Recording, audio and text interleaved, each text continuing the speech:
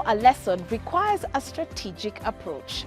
It's actually guided by the student's needs, the desired outcome, and of course, the style that the tutor wishes to apply. Let's now get some great tips on how to develop an effective lesson plan. Lesson plans and teacher guides are the two common resources when it comes to teacher education and support. There are many approaches to writing lesson plans. Some instructors develop their plans independently from scratch, while others borrow plans from a shared curriculum. Some carefully write out all the details of their lessons, while others use brief outline. Your approach to writing lesson plans will depend on various factors. How well you know the material you're teaching, how long you've been teaching, the kind of teaching you've done, and the students you expect to have in your class.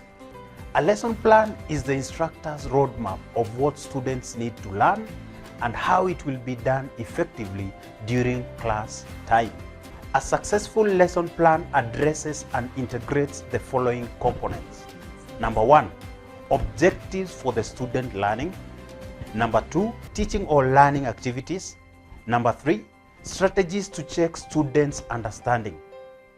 Specifying concrete objectives for student learning will help you determine the kinds of learning and teaching activities you will use in the class, while those activities will define how you will check whether the learning objectives have been accomplished.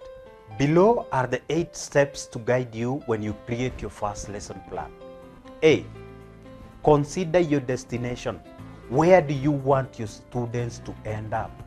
If you're planning writing assignment for students' portfolios, your list of objectives may include: student will think about their purpose, audience, and context for writing. Number 2, students will use critical thinking skills and critical reading strategies to become better writers.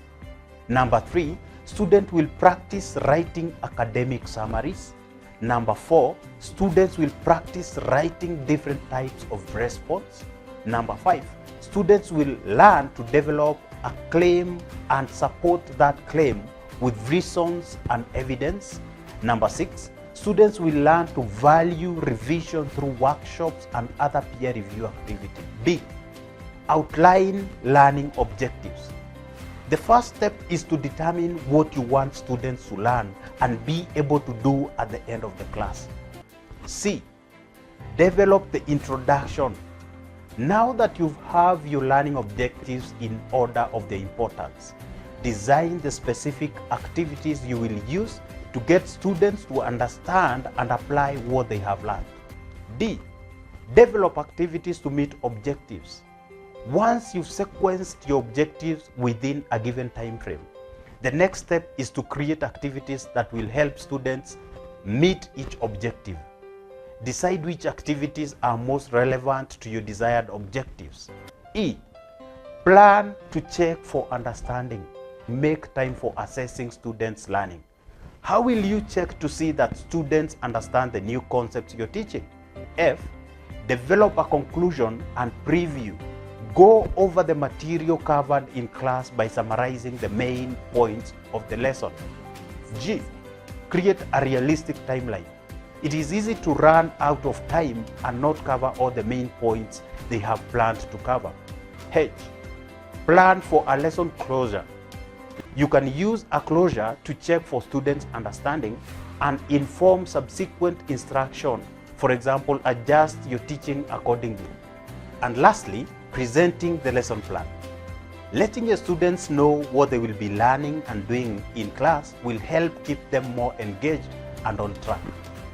The digital version of this work has been derived from a book titled Training Manual Guide for Life Skills and Work Readiness Programs, jointly authored by Professor Charles M.M. Ondieki, a lecturer at Multimedia University of Kenya, and Mr. Kaheho Ndungu, the Chief Executive Officer of CAP Youth Empowerment Institute. We highly appreciate their contribution towards the learning and teaching of life skills and work readiness skills in Kenya and the rest of the world. This digital version of the book will be very useful to both learners and teachers or trainers.